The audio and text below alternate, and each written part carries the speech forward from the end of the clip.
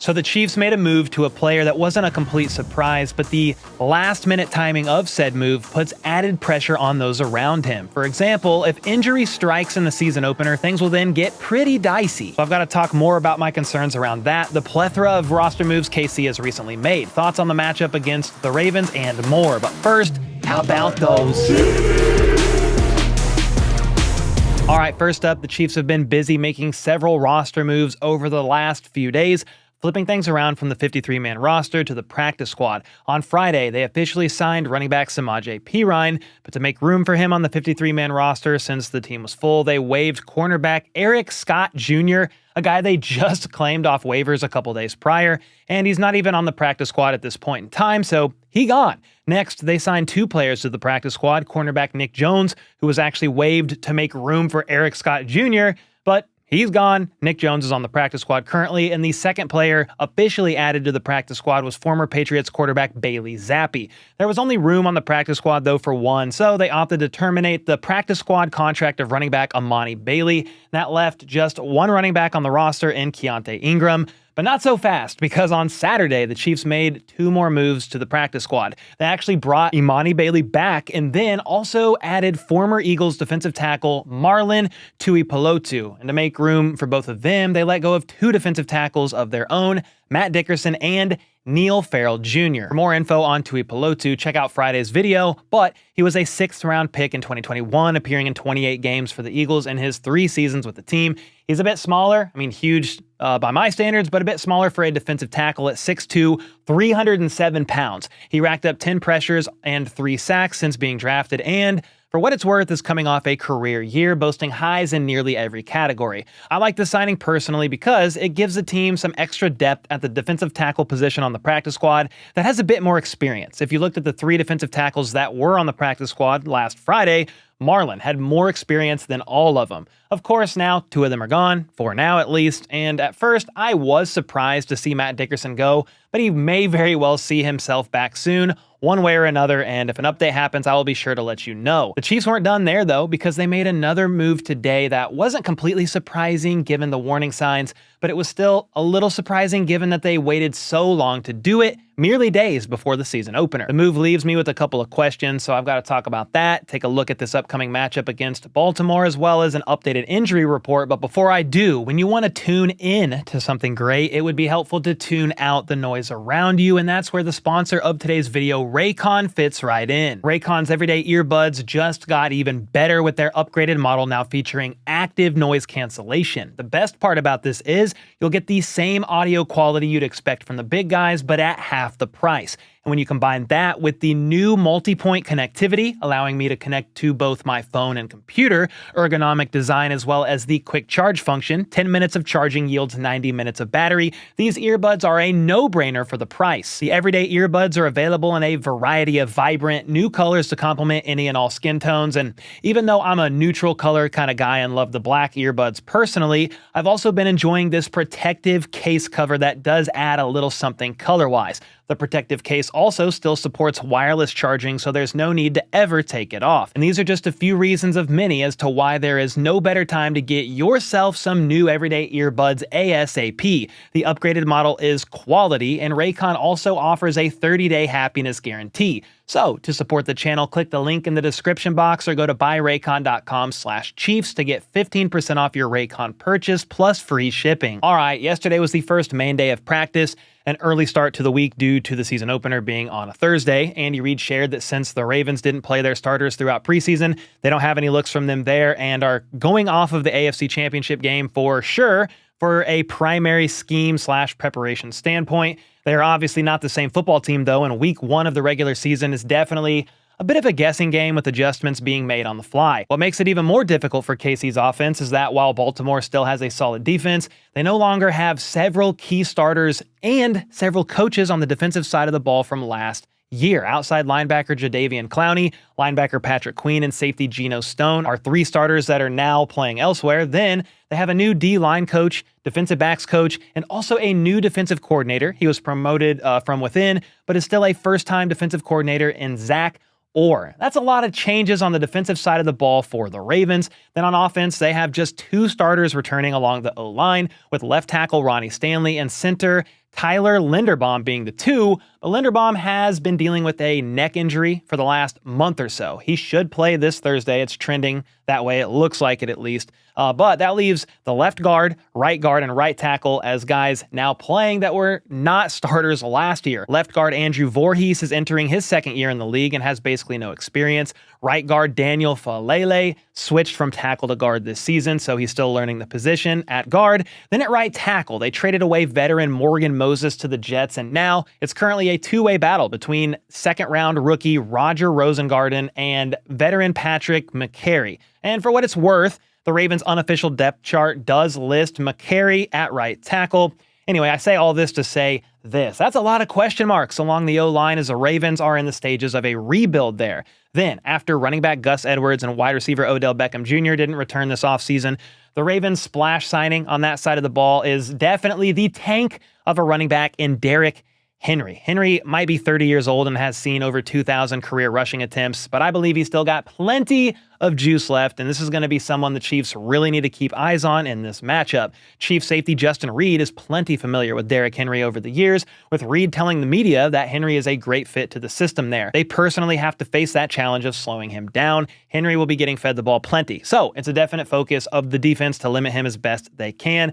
That has been tough for the Chiefs to do so if you look at their history against Derrick Henry, but hopefully they have a great plan in place for the Ravens' run game this Thursday, because if Henry is pounding the rock, Lamar can scramble around plenty as well, so you gotta keep your eyes peeled. On the subject of Justin Reid, though, he shared a bit more regarding his quad injury that he said he's all healed up from. He came into training camp with a quad injury/pull, and since he was plenty familiar with the system, with this being his third year in Kansas City, they opted to play it safe with the goal of taking the time needed to get him back healthy. He now feels fully ready to go this week and said, quote, "I wouldn't play if I didn't feel like I could be an asset to the team to help us win." So it seems like Reid is good and ready to go. Very much needed out there, in my opinion. Coach Spags also weighed in about Derrick Henry, though, and the Ravens' offense today, saying there's a lot to figure out on the go as far as the game plan is concerned, which is typically how Week 1 games end up going, and that means they're going to be adjusting on the fly. In an ideal world, they want to get the Ravens in situations where they got to throw. So, stopping them for short gains on first and second down to force a definite passing situation on third and long is very key. Even with that, though, they have a lot of respect for the passing aspect of the Ravens' offense as well. Spags went on to share that they are still trying to figure out the cornerback 2 battle. Like, who is the starter alongside Trent McDuffie? They don't really know. Quote, "It's an unanswered question right now, to be honest with you. Injuries throughout the offseason at different times made it difficult to give an evaluation of everyone out there together, so there's going to be a bunch of them out there playing on Thursday, which is fine," said Spags, since they do a lot of mixing and matching out there anyway. But yeah, with the season opener just days away, they do not have a guy that's technically won that CB2 spot just yet, which is a concern. I would expect Baltimore to target any McDuffie corner out there to see how they respond.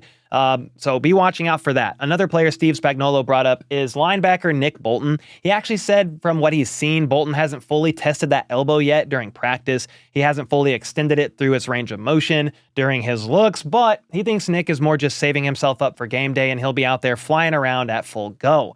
From here, we've got to dive into the Chiefs' offense as Mahomes and Nagy, as well as Andy Reid, all spoke with the media between yesterday and today.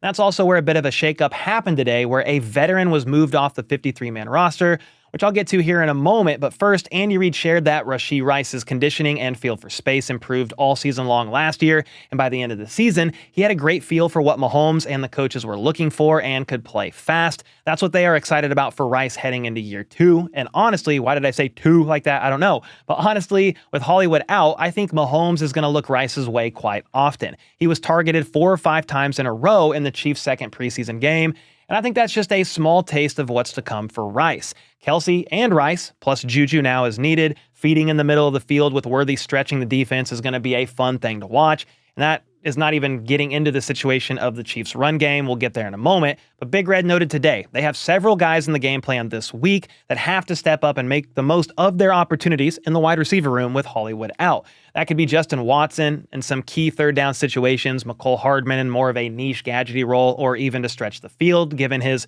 4.3 40 speed. And then you even have Juju working in there He hasn't been back very long. So yeah, I think he does see some snaps, but may come out in limited packages for the time being. Mahomes is excited to have Juju back out there, though, saying he gets it, he knows how to be a pro, and has looked great out there at practice so far. He's picked up a lot of things really fast. He's just picking up the little things right now in the offense that has changed since the 2022 season. So maybe Juju might get fed more than we initially thought. We will find out either way on Thursday. Next up, Mahomes shared that he really liked Worthy in the lead up to the draft. He's not the biggest guy at 170 or so pounds, but he plays physical for that weight and is more than just speed. His route running stands out. He plays hard, plays fast, and is learning things extremely quick now that he's in KC and in the system. And that's another guy they will be looking to this Thursday. Can Worthy burn somebody? Will the defense even give them that opportunity? Well, that remains to be seen. I think he will make a couple plays in this game. Matt Nagy said that this is every rookie's first game playing a regular season game at Arrowhead, so emotions are going to be high, but Worthy is prepared mentally, and now it's all about putting it together from a physical standpoint out there on the field as well. And that's the same for left tackle Kingsley Suamataia, the only new addition to the Chiefs' rock-solid O-line. Nagy shared that Kingsley has shown great flashes in preseason, physically has shown he can do some good things, but you got to go up a notch in the regular season, so we're going to see if he rises to the occasion, and I hope he does. Another player that will need to rise to the occasion is somebody in the running back room, because the veteran running back Clyde Edwards-Helaire was placed on the reserve/non-football illness list today, which means Clyde will miss a minimum of the first 4 games of the regular season. And this is a bit surprising on one hand because it's a move that's happening so late, just days away from the season opener. But it's not a huge surprise because we thought this move might have happened during the Chiefs roster cutdowns last week, considering he missed half of training camp as he battles with the PTSD flare-ups and that cyclic vomiting syndrome. He also missed practice yesterday, and that was a big red flag to me. Like, hey, he's once again not practicing. And then the Chiefs opted to move him to the list, so makes more sense. However, the blow of CEH's loss on offense is lessened, thankfully, by the signing of Samaje Perine. He's a great pickup for sure, but he just signed late last week and has only had like 2 practices so far with the team.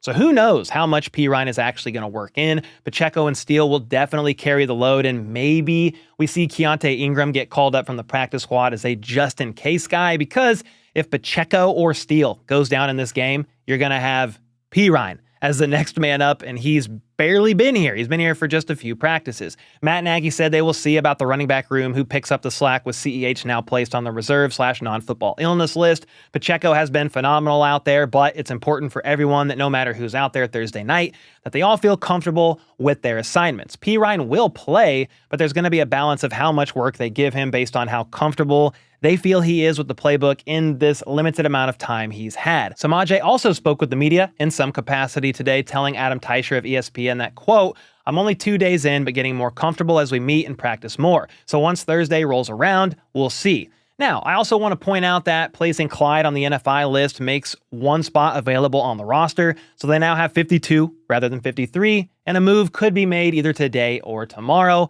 Maybe it's for a cornerback to the active roster, Nick Jones or Keith Taylor. They only have like 4 guys on there if you're counting Roland Wallace as a safety. Or maybe we also see a potential defensive tackle called up. I also like that the Chiefs seem to be doing right by Clyde in the midst of his mental health struggles. Matt Derrick of Chiefs Digest reported that he had a source share with him the team will keep CEH on the payroll and plan to do anything they can to support him along the way, even though teams that place players on the NFI list are not obligated to pay weekly salaries for the players on that list.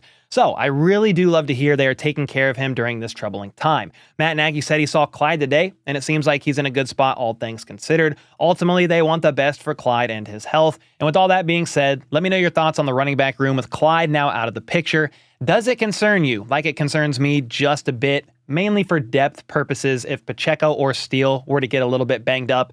Perine's only been here a few days. You could maybe rely on somebody like Keontae Ingram. But again, the depth of the room does take a hit here. I was thinking maybe Clyde is trending up. That's what they made things seem like. Hey, Clyde's trending up. It's a day-by-day thing. But I thought maybe we would see CEH out there as a depth piece guy. You could use him here or there, even on third downs right now until Perine got brought up to speed. But now that he's out of the picture, yeah, puts some stress on the room, but let me know your thoughts on that in the comments down below. Before I get out of here, I just want to take a quick glance at the team's injury report. It's nothing crazy going on here. No real surprises per Tom Pelissero. You have 3 guys listed defensive tackle Chris Jones, shoulder, Nick Bolton, elbow, guard Joe Tooney, pec, but they were all full participants at practice. And yeah, some good news here. Defensive tackle Chris Jones, shoulder stinger, he should be good to go. Nick Bolton, we talked about the elbow earlier, but hopefully he is just fine and good to go. The fact that he fully participated this week is a good sign indeed. And then left guard Joe Tooney, he tore that pec in the playoffs last year, but all signs are pointing to him playing, and good to go there. Hollywood Brown obviously didn't participate, but that's no surprise. He's not going to be in week 1's matchup, maybe even not week 2. No Ravens had starters on their injury report, so they're looking pretty healthy. All things considered, they also didn't play any of their starters in the preseason game. So there is that. I think there's some value for Andy Reid and what he does playing his starters a bit in the season. Gives him a little bit more of an advantage. Anyway, let me know your thoughts on the injury report, everything I mentioned in this video, any concerns you have. And until next time, let's go. Let's freaking go. How about those?